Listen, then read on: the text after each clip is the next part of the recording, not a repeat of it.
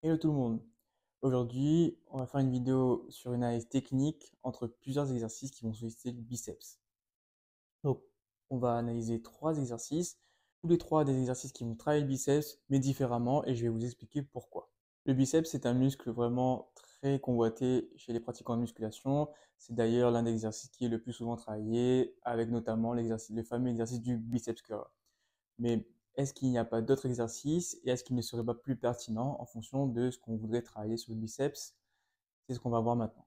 Dans un premier temps, on va chercher à découvrir un peu l'anatomie du biceps, à savoir quelles sont ses fonctions et quel est son cheminement sur le corps, et ça nous aidera mieux à comprendre ses différentes fonctions et à quoi il sert. Le biceps est un muscle biarticulaire, c'est-à-dire qu'il franchit deux articulations, à savoir la gléno-humérale, la jonction entre la scapula et l'humérus, et l'huméroradial, donc c'est-à-dire au niveau du coude, c'est-à-dire qu'elle va partir ici, enfin le biceps pardon, va partir de là jusque là. Donc il va relier première articulation gléno-humérale, deuxième articulation huméroradiale, donc épaule-coude, et donc biarticulaire. Qu'est-ce que ça signifie concrètement? Ça signifie qu'il a son action sur deux articulations, sur l'épaule et sur le coude. Or, la plupart des gens pensent que le biceps sert uniquement à faire ce mouvement, c'est-à-dire une flexion du coude. Ce qui est bien dommage, car le biceps a vraiment d'autres fonctions insoupçonnées. Donc effectivement, il permet la flexion, il permet aussi du coup la supination, donc passer de cette position-là à cette position-là, d'accord? Ça c'est le biceps aussi qui fait ça. Et il permet aussi la flexion de l'épaule, donc cette fois-ci on fait bouger l'épaule, donc c'est-à-dire qu'en faisant des élévations frontales, ici, on peut travailler aussi le biceps. Il permet aussi de faire l'adduction, donc l'adduction c'est le mouvement de l'extérieur vers l'intérieur. Donc si on fait une flexion plus une adduction, donc ramène le bras vers l'intérieur et vers le haut, on va aussi le solliciter. Donc le biceps est un muscle vraiment très intéressant qui ne sert pas uniquement à faire des levées de coude comme on dit des fois. Maintenant, on va analyser trois exercices et je vais vous expliquer qu'est-ce qui est intéressant en fonction de ce que vous voulez travailler.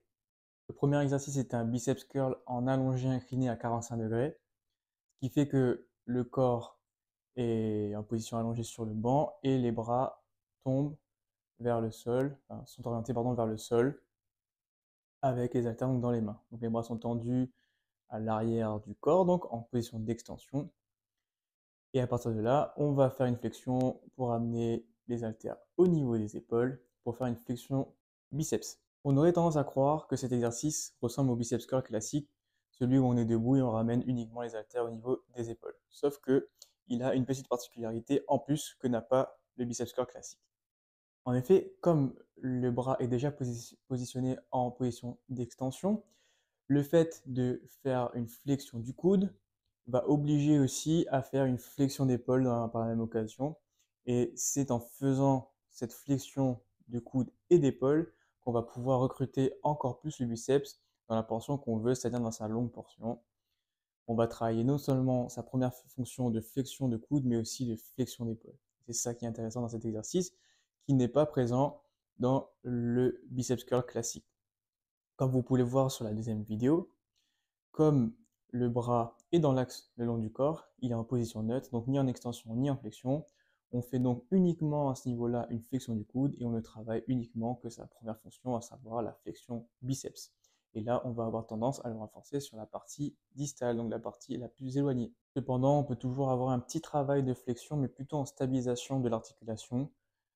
Donc, si on veut complètement inhiber ce principe de flexion d'épaule, on a la troisième variante qui s'appelle le curl pupitre. Donc là, on va placer son coude sur le banc incliné et ensuite on va faire des flexions du coude. L'avantage de cet exercice, donc, c'est qu'on va complètement inhiber la fonction de flexion d'épaule et on va se concentrer uniquement sur la flexion du coude vers l'avant, donc en position de raccourcissement du biceps, ce qui va permettre d'avoir un travail vraiment sur cette partie distale du muscle. Le col pupitre aussi, on augmente le bras de levier.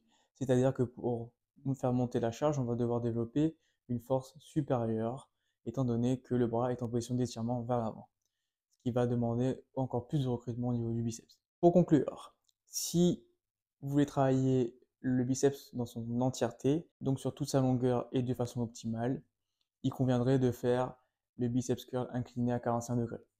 Si vous voulez travailler plus la partie distale, mais sans oublier la stabilisation épaule, vous pouvez travailler sur le biceps curl classique.